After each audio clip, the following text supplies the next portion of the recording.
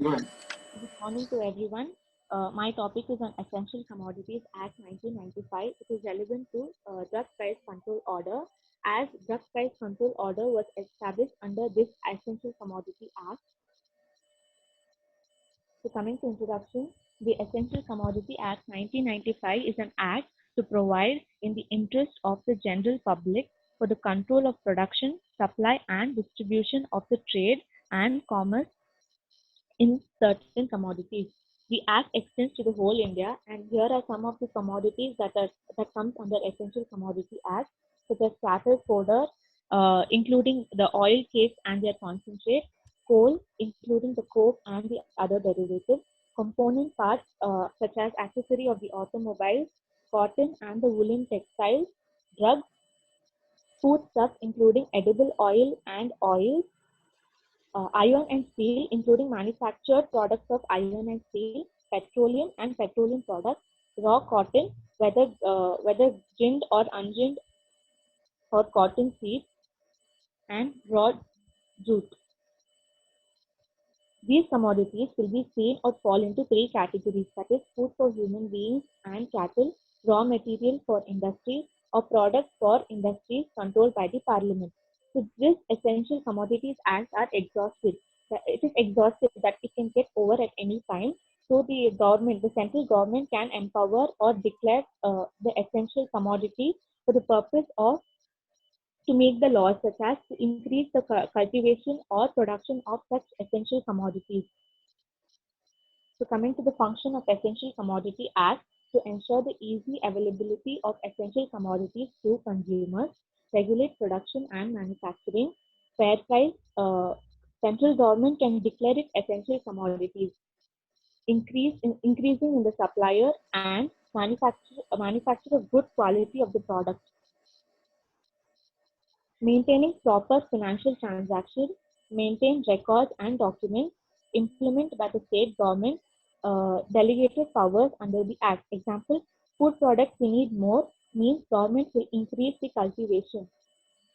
So this Act empowers central government to regulate the production, supply, distribution, storage, etc. of the essential commodities, to control price of commodities which have been declared under the Act as essential are provided for those who commit offences under the Act. So the Act is amended in 1986, empowering recognition of consumer association to make a report of writing of any fact constituting an offense under the Act.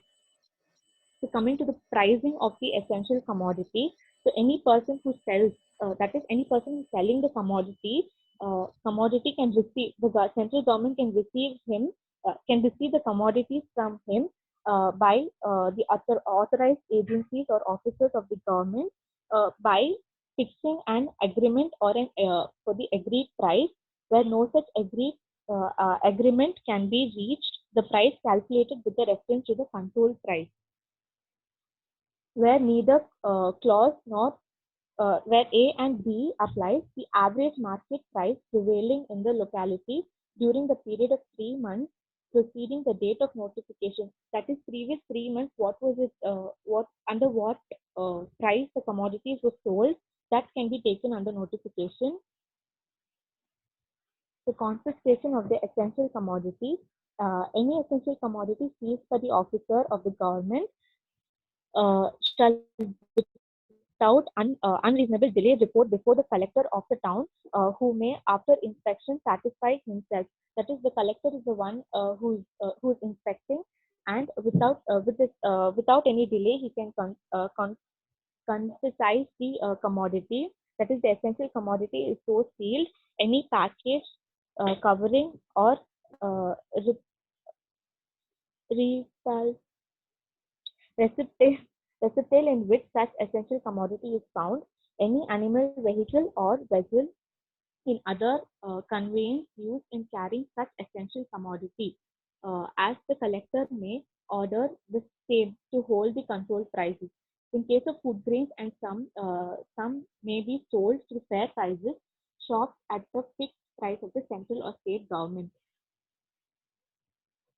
So here they are telling thing is a seized commodity. So in order to confiscate the ultimately passed by the collector. So the collector himself will pass the order where an order is passed or appeal under the section that is mentioned above, where in the prosecution instituted by the contravention of the order, the person concerned is ultimately acquitted. That is, he should either be agreed to the rules and regulations the collector is telling, and confiscation of an essential commodity shall be made only after being given a notice of citing, informing him of the ground or which is proposed to confiscate, and is given an opportunity of making representation in writing within such as time as may be specified in the notification against the ground of confiscation, and is given reasonable opportunity of being heard in the matter.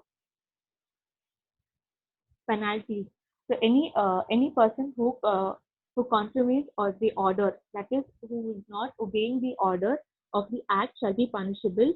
So with imprisonment of the term, which may extend to 1 year, or shall be liable to fine if he prevents collection of any information or satisfied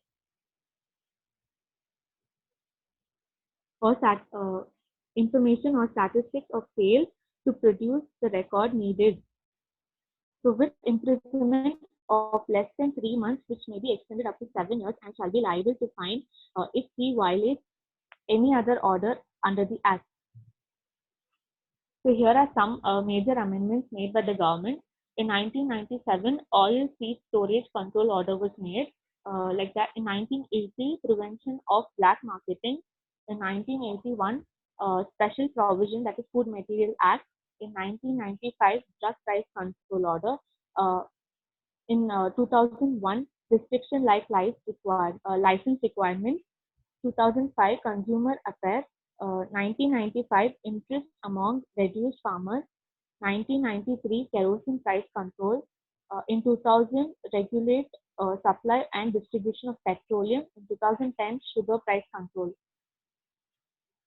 So regulation, this is a brief of what was discussed. So regulation under the Essential Commodity Act. So it allows licensing, controlling the price, increasing the cultivation of food grains. So these are the basic objectives of Essential Commodity Act. So coming to the problems due to restrictions, most of the provisions in the Act have become irrelevant to the content of having achieved self sufficiency in products, since they are providing for the needs, other person's needs. Then a large number of permits a large number of permits and licenses are required to be obtained from the authorities under the Essential Commodity Act, and periodically returns have been submitted to inspection carried out and add to the transaction. Some notifications under the same act restrict movement of goods from the surplus state to the deficit state. These controls and restrictions, which include the ever-present threat of arrest, as act as disincentives of production and distribution of essential commodities by organized companies that can exploit economics and sales. So these were my references. So Forensic Pharmacy by B. Suresh, Dr. B. Suresh, and Essential Commodity Act 1955, and slide there. Thank you, sir. Okay, good. So I hope everyone got what is at least essential commodities, and then what is meant by the Act, and what are the regulation and rules that is imposed by this Act on the general public. So let us go back to some of the slides in the beginning slides. So I'm happy that you not only stuck to K Shampar, but also to other materials, or other reference also, other PPTs also. So this is usually what happens. That is why I was telling sometimes back in the class the reason for preferring me the textbook, because what happens is whatever your teachers refer, students tend to refer that. If the teachers refer PPT, then the student also try to limit themselves to the PPTs and all. So if the teacher referred textbook, then the student tend to go to the textbook as well. So okay, so these are the essential commodities. Okay, and this is the old Act 1955 only we are saying. So I hope everyone is clear now. At least have some clarity to an extent what is essential commodities and what does this act do. So if you go to the next slide. If anyone have any clarification to be done, can ask Aishwarya.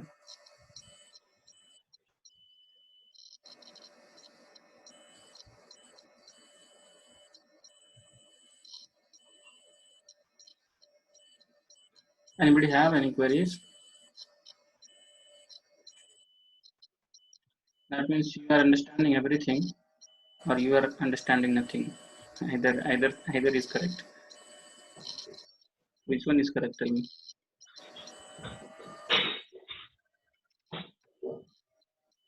Audience, which one is correct? You are understanding everything, or you are not understanding anything.